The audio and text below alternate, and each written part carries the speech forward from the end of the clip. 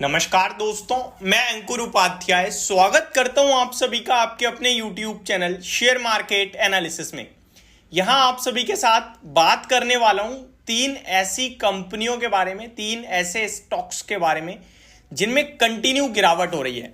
और इस गिरावट में सबसे बड़ी बात यह है कि देखो, जब गिरावट होती है तो दो तरीके के लोग होते हैं। एक वो जिन्होंने शेयर खरीद रखा होता है और एक वो जो उस शेयर को कंटिन्यू देखते जा रहे हैं कि मैं तो लूंगा इस शेयर को, 1000 की चीज मुझे 400 रुपए में मिल रही है, मेरे मन में लालच आता जा रहा है। तो क्या एक्चुअली में लेने का मौका है या फिर लॉस बुक करके निकल जाएं? इस तरीके से हम दोनों ही इन्वेस्टर्स की बात करने वाले हैं इन तीन स्टॉक्स में। शुरू करता हूं बिना किसी देरी के। सबसे पहले तो बात करना चाहूंगा पेटीएम के बारे में। पेटीएम में आपने एक बहुत बड़ी करेक्शन देखी है आईपीओ के समय से ही।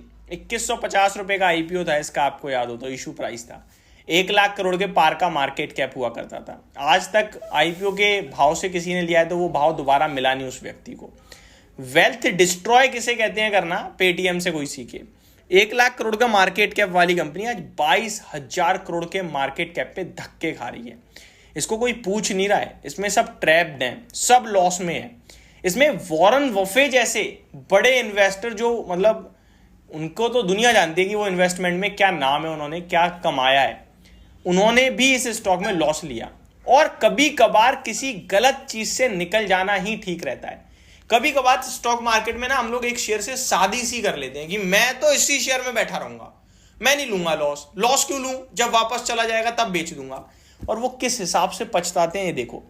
इसमें वॉरेन बफेट साहब 900 रुपए पे निकल गए और आज ये स्टॉक 300 रुपए पे खड़ा है, 350 पे। उन्होंने वो जो 600 करोड़ का लॉस लिया वो तो 600 करोड़ का था, आज की डेट में वो लॉस हो जाता 600 करोड़ की जगह 1200 करोड़ का। पहली बात, इनफैक्ट 1200 करोड़ में कम बोल रहा हूं, करीब 1500 करोड़ के करीब का हो जाता। दूसरी बात, उन्होंने वो 1500 करोड़ रुपए कहीं और लगाए होंगे 600 करोड़ का लॉस बुक करने के बाद, और जहां भी लगाए होंगे वहां उन्होंने पैसा बना लिया होगा। तो इससे दो फायदे करे उन्होंने, लॉस बचाया, पैसा बनाया, यानी कि सब ठीक। लेकिन यहीं बैठे रहते, कसम खा लेते हमारी तरह कि नहीं मैं तो पेटीएम से ही बनाऊंगा पैसा, तो फिर लग जाती लंका। तो कभी कभार आपको स्टॉक को समझना और पढ़ना जरूर चाहिए। जल्दबाजी मत करो, 1 क्वार्टर देखो, 2 क्वार्टर देखो, 3 क्वार्टर देखो, फिर तो निकल ही जाओ तो ज्यादा बेटर है अगर सब कुछ सही नहीं कर रही तो। अब ये स्टॉक 2-3 दिनों में दोबारा उछाल मारता हुआ दिखा है, लगभग 310 से 350। तो लोग कह रहे हैं कि ये मौका है। मैं क्लियरली बोलूंगा, इस शेयर को जितना अवॉइड कर सकते हो करो। ये समझ लो पेटीएम बाजार में है ही नहीं। आप क्या करोगे, 350 पे खरीद के 370 बेच दोगे 20 रुपए के लिए। अरे ये 20 रुपए तो आपको 1000 का पेटीएम हो गया ना, अगर फाइनेंशियल सुधर गए तो भी मिल जाएंगे। लेकिन आप यहां क्यों लगा रहे हो पैसा जहां पे इतनी रिस्क है, ट्रैपिंग है एक तरीके से। तो मेरा मानना यह है कि छोटा बड़ा कैसा भी निवेशक इस शेयर को अवॉइड कर दे। ये शेयर बाजार में है ही नहीं, ये मैं क्लियर कहूंगा। और आपके पास है तो आपके लिए राय थोड़ी डिफरेंट है। आपने 1000 से लिया हुआ है, 70% पैसा चला गया आपका। अब यहां पे पूरा एग्जिट मार के निकल जाए था तो ये नहीं कहूंगा मैं आपसे। आपका वो 30-35% रह गया है। अब 30-35% अगर किसी ने 1 करोड़ लगाया था तो भैया 33 लाख रुपए भी बहुत होते हैं। किसी ने 1 लाख लगाया तो 33,000 रह गया। हालांकि दोनों के लिए कीमत उनकी बराबर है, लेकिन पैसा पैसा होता है। देखो, चाहे 33 लाख और 33,000 जो है ना वो फर्क कर जाता है। 33,000 एक बार को आप वापस से अर्न कर लोगे, लेकिन 33 लाख इतनी आसानी से अर्न नहीं होगा। अब आप कमेंट करोगे 1 करोड़ वाला तो यूं ही कर लेगा। भाई जरूरी नहीं है कि स्टॉक मार्केट में हो सकता है जो 1 लाख रुपए जिसने लगाया है वो भी बहुत पैसे वाला हो, बट वो स्टॉक मार्केट सीख रहा है तो छोटे पैसे से कर रहा है। तो इसलिए मैं कह रहा हूं 33,000 तो आप आगे पीछे होकर कमाई लोगे, लेकिन 33 लाख में प्रॉब्लम आ जाती है। तो वहां पे क्या कर सकते हो आप, उस केस में 50% निकाल सकते हो। छोटा सा अमाउंट रह गया है तो वो पूरा छोड़ दो इसमें कि पेटीएम बनेगा वापस तो आपका पैसा बनेगा, नहीं बनेगा तो ठीक है। आप भी चाहो तो शिफ्ट कर सकते हो अपने पैसे को, बट अगर वापस से पेटीएम कभी फ्यूचर में बढ़ गया तो रिग्रेट मत करना, बस सिंपल है। बाकी पेटीएम मेरी तरफ से टोटली अवॉइडेबल स्टॉक है करंट सिचुएशन में। दूसरा स्टॉक है सोनाटा सॉफ्टवेयर, जिसके बारे में मैंने डिटेल्स में बात करी थी आप सभी के साथ आज दिन के दौरान भी।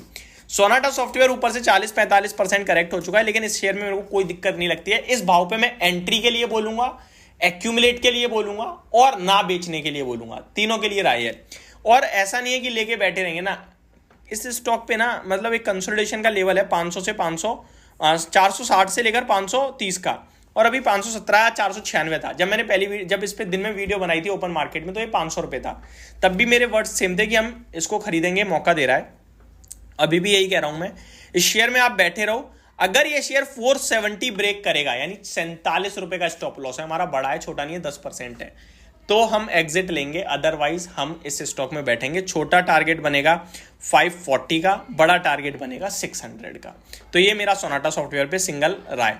थर्ड स्टॉक है बी सॉफ्ट। दोस्तों ये भी बहुत तेजी से टूटा है, हायर आइस के पैटर्न को ब्रेक करा है, लोअर लो लगाने लगा है, अब रुकने का थमने का नाम नहीं ले रहा है। कहां तक गिर सकता है? तो वो टेक्निकल टर्म्स कह रहे हैं कि ये स्टॉक अभी और गिर सकता है 540 से 490 तक। तो अभी इसको वेट वाली लिस्ट में रखना होगा। अगर ये स्टॉक अराउंड 540 या फिर 490 के करीब पहुंचता है, वहां पे इस स्टॉक में हम सोचेंगे कि क्या करना है। अभी इसको वेट वाली लिस्ट में रखना है, यानी कि है तो बेचना नहीं है और नहीं है तो अभी लेना नहीं है। तो ये मेरी तरफ से आपके लिए वीडियो थी। होप आपको सारी चीजें समझ में आई होंगी। Thank you so much for watching this video. Have a great day guys.